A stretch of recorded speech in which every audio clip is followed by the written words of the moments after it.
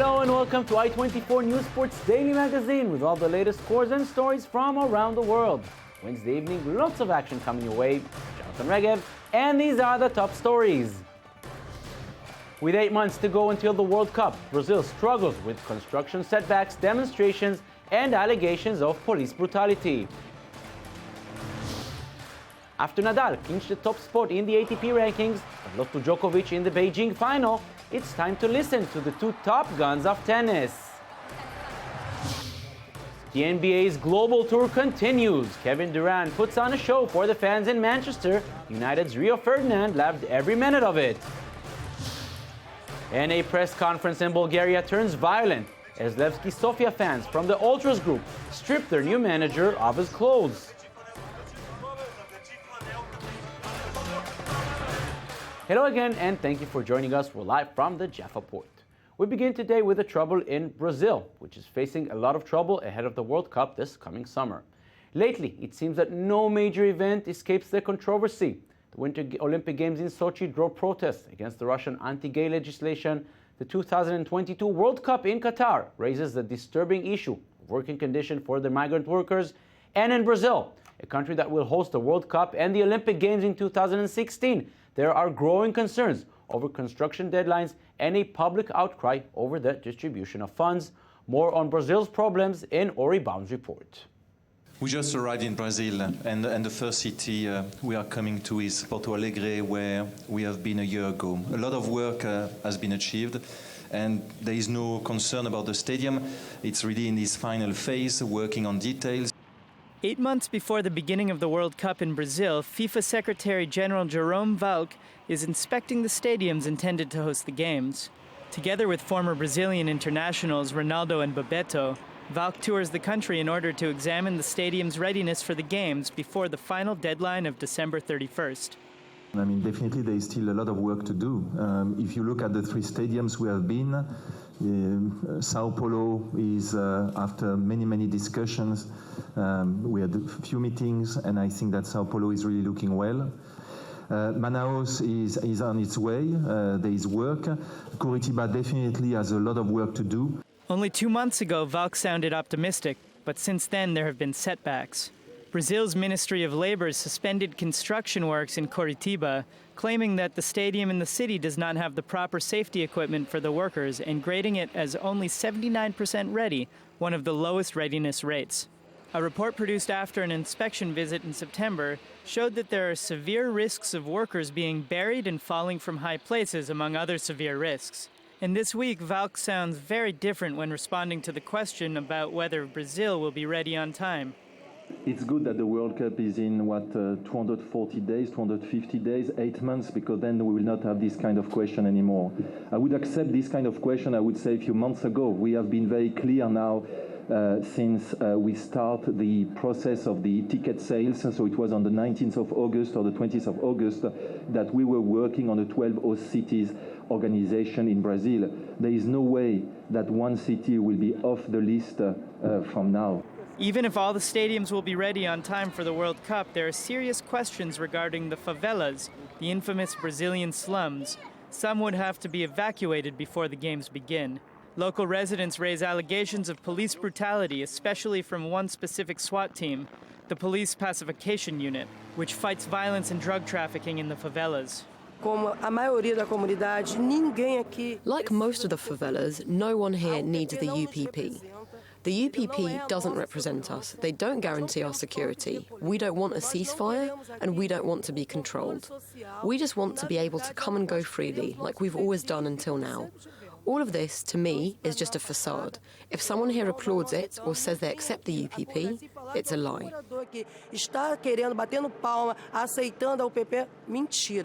And above all, there is the public outcry over the distribution of funds, putting the World Cup preparations over the well-being of local residents. This summer, during the Confederations Cup, the streets of Rio were filled with demonstrators. And this week, local protesters in Cuiabá interrupted Jerome Valk's inspection of the local stadium. With 8 months to go until the World Cup, these are probably not the last demonstrations we will see in Brazil. And from the World Cup in Brazil to the Winter Olympic Games in Sochi, where the Russian government has created an extensive surveillance network in order to keep tabs on athletes and spectators during the Games. The system, called SORM, will give Russian security services free access to all phones and internet communications at the Games without the provider's knowledge. The information was first reported on a Russian news site, which also stated that hundreds of airborne drones and thousands of cameras in public places will be used. So, if you plan a trip to Sochi, you should know that the Russian Big Brother will be following. Now, let's talk about the sports events awaiting us in Sochi. In the next 4 months, we'll try to cover most of the events, and we'll kick off with ice hockey, perhaps the most popular one. Here to help us is our winter sportsman, Nikki Lan. Hi, Nikki. Hi, Jonathan. How are you? Thank you. Good. Nikki, ice hockey is obviously not only NHL. Yes, the Stanley Cup is very popular, but where did this sport come from and who are the world superpowers? Okay, so a bit of order. Canadian historians will claim its roots are back in Canada. Apparently, British soldiers were playing with immigrants to Canada with a game that was called stick and ball. And then it's actually the native Indians, the Mi'kmaq people of Nova Scotia, who actually introduced the stick. Ever since then, it's become a long tradition in Canada. The first organized game was back in the late 1900s, actually. Since then, universities played it. And it's gained popularity, obviously very popular in Canada, but worldwide. Worldwide, yes, but big rivalries amongst top nations, namely, again, Canada, the USA, the ex-USSR, and other little countries such as Sweden, Czechoslovakia back then. Now it's Slovakia and Czechia, both very strong contenders. You mentioned as two of the superpowers, the United States and the former Soviet Union. Yep. Back then, in the days of the Cold War, this was much more than just a game, with some epic battles in the past between those two giant nations. Exactly. The U.S. team for the Olympics won only 2 golds, and those 2 golds came against the ex-USSR. The first one was back in 1960 in Squaw Valley, California. And but the big one that everyone remembers. And the one we're seeing on screen now, the 1980 game. Yes, the 1980 game in Lake Placid, New York State. The Soviets were leading, and in the final seconds of the match, the U.S. team came back, won it 4-3. The commentator just, the whole crowd was delirious.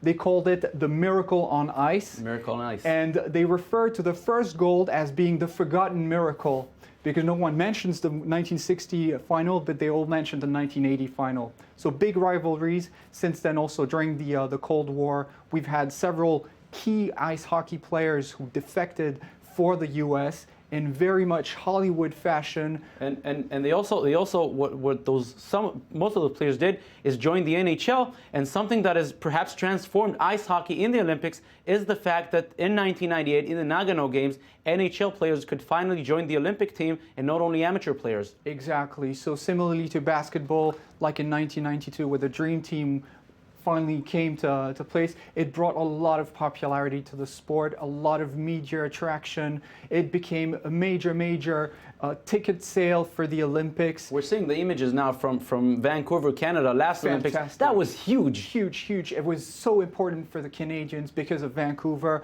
and Vancouver is almost like a U.S. city to say the least. And the U.S. was, very much. They beat the Canadians in the first round. Yes, exactly. But eventually, Canadians restored justice, for these Olympics. They won their 8th gold medal in the Olympics. They're the nation that leads the Olympics in gold medals.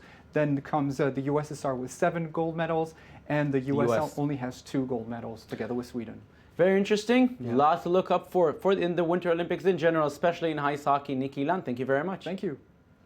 We move now to tennis, and this week was a very interesting one with Rafael Nadal claiming to the top of the ATP rankings, dethroning Novak Djokovic, who in return beat Nadal in the China Open final.